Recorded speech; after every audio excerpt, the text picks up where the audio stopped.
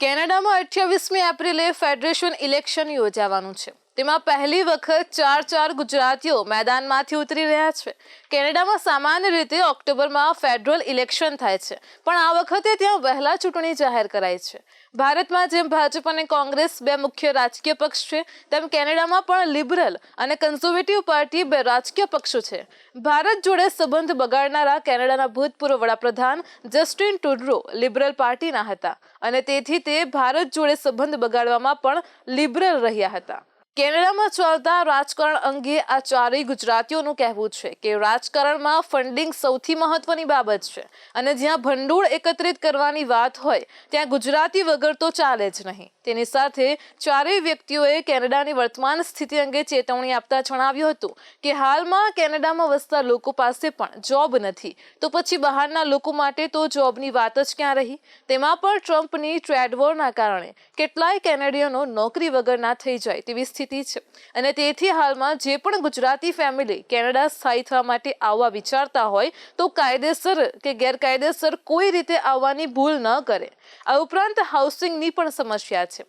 સ્થાનિકો માટે મકાન મેળવવું દુર્લભ છે, તો બહારના લોકો માટે તો સ્થિતિ કેટલી અઘરી હશે તેની તેઓએ કલ્પના કરવી જ રહી। કેનેડામાં પીપલ્સ પાર્ટી ઓફ કેનેડાથી બ્રામ્પટનના ચિંકોસી પાર્કથી ચૂંટણીના મેદાનમાં ઉતરેલા જયેશભાઈ બ્રહ્મભટ્ટનું કહેવું છે કે કેનેડામાં ચૂંટણી જીત્યા પછી તેમની પ્રાથમિકતા કેનેડામાં રહેતા ઇમિગ્રન્ટ્સને ઘર, જોબ, હેલ્થકેર તથા કાયદો અને વ્યવસ્થાની સ્થિતિ સુધારવાની છે। જો કે તેમના પક્ષનું સૂત્ર કેનેડિયન ફર્સ્ટ છે। તેમનું સૂત્ર છે કે કેનેડામાં રહેતા દરેક નાગરિકને અધિકાર છે કે તેને જોબ મળે, કાયદાકીય સંરક્ષણ મળે। પીપલ્સ પાર્ટીની રચના 2018માં મેક્સિમમ બર્નિયરે કરી હતી। તેઓ કન્ઝર્વેટિવ પાર્ટીની સરકારમાં વિદેશ મંત્રી પણ રહી ચૂક્યા છે। જયેશભાઈ પોતે ઇમિગ્રન્ટ હોવાથી તેની સમસ્યા સારી રીતે સમજે છે। તેમનું વતન ખંભાતનું જલસણ ગામ છે। તે પોતે 2001માં કુટુંબ સાથે બ્રેમ્પટન આવ્યા હતા। તેમને સંતાનમાં એક પુત્ર અને બે પુત્રી છે। તેમણે જણાવ્યું હતું કે કેનેડામાં મકાનોના ભાવ આસમાને પહોંચ્યા છે। પોસાય તેવી કિંમતે મકાન મળતું નથી। વ્યાજના દરો વધ્યા હોવાથી લોન પર મકાન લેવું રીતસરનું અશક્ય બની ગયું છે। કેનેડામાં નોકરીઓ મળવી અઘરી થઈ છે। નોકરી ન મળતા યુવાનો ગુનાખોરીના માર્ગે વળ્યા છે। આ ઉપરાંત ડ્રગ્સનું દૂષણ પણ વ્યાપક છે। કાયદો અને વ્યવસ્થાની સ્થિતિ પણ કથળી ગઈ છે। કેનેડામાં વિનિપેગ ખાતે રહેતા બિઝનેસમેન હેમંત શાહે જણાવ્યું હતું કે કેનેડામાં મંદી ભરડો લઈ રહી છે। હેલ્થકેર, જોબ ક્રાઇસિસ અને સોશિયલ સર્વિસ એ કેનેડાના 3 મુખ્ય પ્રશ્નો છે। આજે કેનેડામાં કોઈ મેજર ઓપરેશન કરવું હોય તો 2 થી 3 વર્ષનું વેઇટિંગ લિસ્ટ છે। શું કોઈ વિકસિત દેશમાં આવું હોય? તેમણે ભારપૂર્વક જણાવ્યું હતું કે હાલમાં તો સ્ટુડન્ટ વિઝા પર પણ કેનેડા આવવા જેવું નથી। જોબ જ નહીં હોય તો અહીં ભણ્યા પછી વિદ્યાર્થી શું કરશે? હાલમાં તો કેનેડામાં છંટણી ચાલી રહી છે। કેનેડાની જોબ ઇન્ડસ્ટ્રી અમેરિકા ઉપર આધારિત છે અને કેનેડાની કુલ નિકાસમાં 80%થી વધુ નિકાસ અમેરિકામાં થાય છે। આ સંજોગોમાં અમેરિકાએ ટેરિફ ઝીંકતા કેનેડાનું આખું અર્થતંત્ર હચમચી ઉઠ્યું છે। અમેરિકાના ટેરિફના કારણે કેનેડામાં એક પછી એક પ્લાન્ટ બંધ થઈ રહ્યા છે અને તેથી કેનેડા હવે મંદીના મોટા ભરડામાં ફસાવાનું છે।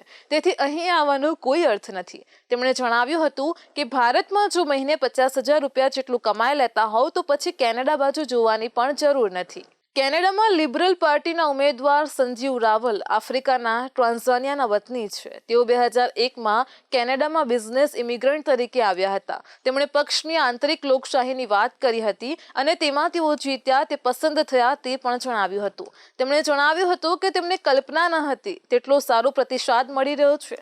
તેમણે જણાવ્યું હતું કે અમારું ફોકસ મિડલ ક્લાસ પર છે અને તેથી અમે મિડલ ક્લાસ માટે 5 લાખ ઘર બનાવવાનું વચન આપ્યું છે। તેના પછી અમારી પ્રાથમિકતા રોજગાર સર્જનની છે। તેમણે આશા વ્યક્ત કરી હતી કે આશા રાખું છું કે કેનેડાના રાજકારણમાં ઝંપલાવનારા બધા ગુજરાતી રાજકારણી જીતે। કેનેડામાં અપક્ષ ઉમેદવાર તરીકે ઉભા રહેલા મિનેશ પટેલ 2002માં કેનેડા આવ્યા હતા। તે આણંદના પેટલાદના અશી ગામના વતની છે। તે કેલગરી સ્કાયવ્યુ બેઠક પરથી અપક્ષ ઉમેદવાર તરીકે ચૂંટણી લડી રહ્યા છે। તેમણે જોયું કે કેનેડાના રાજકારણમાં હિન્દુઓનો અવાજ સંભળાતો નથી। તે જોઈને તેમણે રાજકારણમાં જોડાવાનો નિર્ણય લીધો। તેમને લાગ્યું કે જો કેનેડિયન રાજકારણનો હિસ્સો નહીં બનીએ તો આપણો અવાજ કોઈ સાંભળશે નહીં। તેમનું ધ્યેય કેનેડાના હિન્દુઓને એકત્રિત કરવાનું છે। તેમનું માનવું છે કે કેનેડામાં હિન્દુઓની પ્રગતિ રોકવાનું ષડયંત્ર ચાલી રહ્યું છે। આ જ રીતે અશોકભાઈ પટેલ આલ્બર્ટી એડમંડ ગેટવે પરથી ચૂંટણી લડી રહ્યા છે. તે પણ અપક્ષ તરીકે ચૂંટણી લડી રહ્યા છે. તે 2002માં કુટુંબ સાથે કેનેડા આવ્યા હતા અને તેના પછી 2007માં આલ્બર્ટી એડમંડ સિટીમાં તે સ્થાયી થયા હતા. કેનેડામાં ગરવી ગુજરાત સમાજના 2 વર્ષ સુધી પ્રમુખ પણ રહી ચૂક્યા છે. તેથી સંગઠનનું સંચાલન કરવાની સારી ફાવટ આવી ગઈ છે. તેઓ કન્ઝર્વેટિવ પક્ષમાં કામ કરતા હતા, પરંતુ કન્ઝર્વેટિવ પક્ષે કેનેડિયન સંસદમાં હિન્દુઓનો અવાજ જાય જ નહીં તે પ્રકારનો અભિગમ અપનાવતા તેમણે સ્વતંત્ર ચૂંટણી લડવાનો નિર્ણય લીધો છે. તેઓએ જણાવ્યું હતું કે ડોન પટેલે જો ઉમેદવારી પરત ખેંચી ન હોત તો 5 ઉમેદવારો હોત.